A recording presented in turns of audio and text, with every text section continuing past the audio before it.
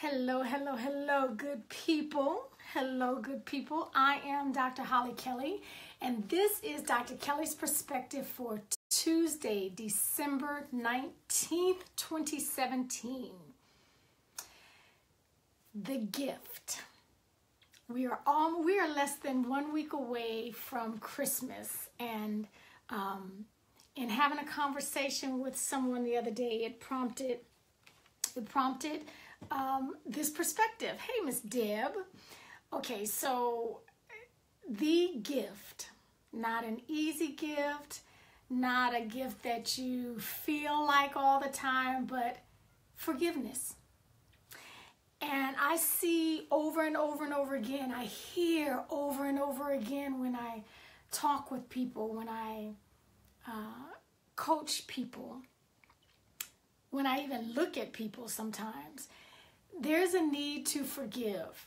And so let me start out by saying already, before you click me off, because I don't know what I'm talking about, forgiveness is a decision. That's what I want to say. It's not a feeling. It's not an emotion.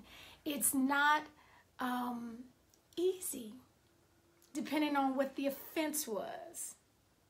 And you know what, if there was no offense, then we don't need to talk about forgiveness, because that might be, a little irritation, that might be your personality, but offenses, something that, it is one of the hardest things to do, but one of the most freeing things. And that's why I entitled this The Gift, because whether it's a need to forgive someone else, whether it is a need to forgive yourself, it is one of the greatest gifts. But sometimes we mix up forgiveness with a feeling. And again, it is a decision. You decide. You make the intentional, conscious, deliberate decision to forgive. Because I heard it once, and I just think it's very appropriate. It's like when we don't forgive, it's like drinking poison and expecting the other person to die and get sick, or sick and get sick and die. How about that, Holly? When we don't forgive, it's like drinking poison and then watching and waiting for them to die. Forgiveness is about, one of the things is about freeing ourselves. And so I don't want you to mix up forgiveness, again, with the feeling, because it is a decision. But also, forgiveness does not automatically equate, it's not synonymous with restoring relationships. All relationships will not be restored because you forgive, because you ask forgiveness and it is granted.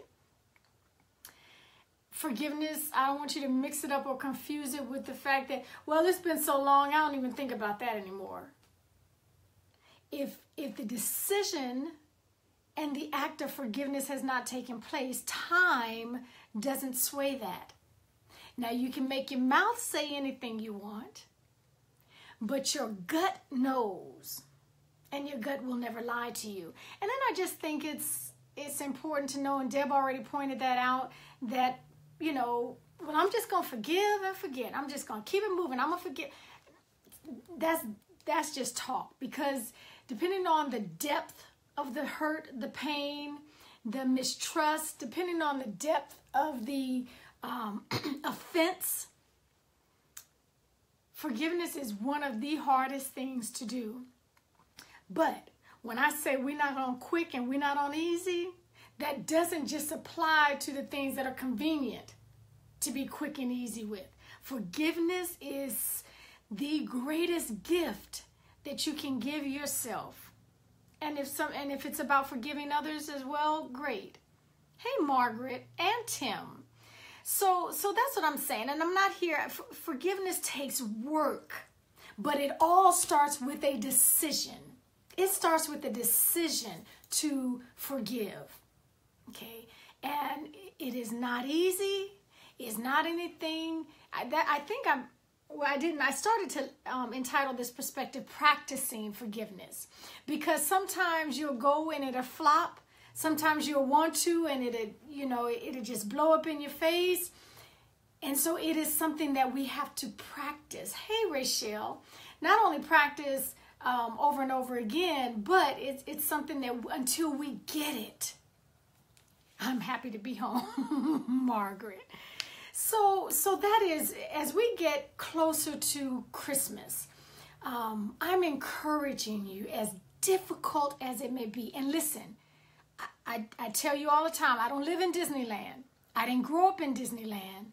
So very rarely do I talk about something that I haven't walked through, that I haven't lived, that I haven't experienced, that I just, read in a book, all these books. I read some stuff and then came and talked about it. So when I say that, I understand it's not easy. I understand that it is one of the hardest things to do.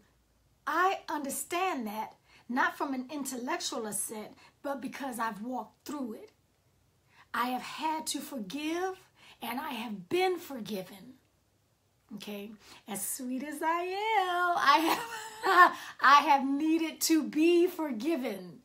And so when I say it is a gift, that is exactly what it is. And my hope is that you decide to practice forgiveness without mixing it up and confusing it and muddying the waters with an instantly restored relationship, with the trust being restored instantly, without mixing it up with the fact that the time has passed. And oh well, I'm sure.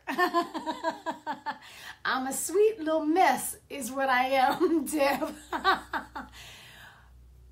But when we practice it, when we forgive ourselves and we forgive others, we have released ourselves from a prison.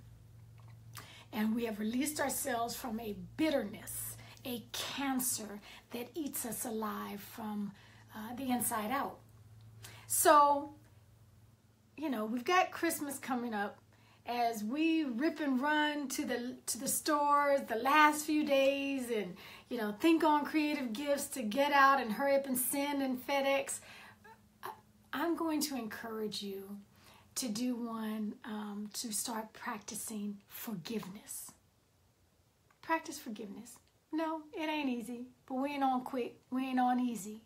We're on becoming the best version of who we were designed to be. The best version. And sometimes that will mean that you practice forgiveness. Forgiving others and forgiving the one who looks back in the mirror at you. Okay? It's a wonderful Christmas gift if you take me up on it. Okay.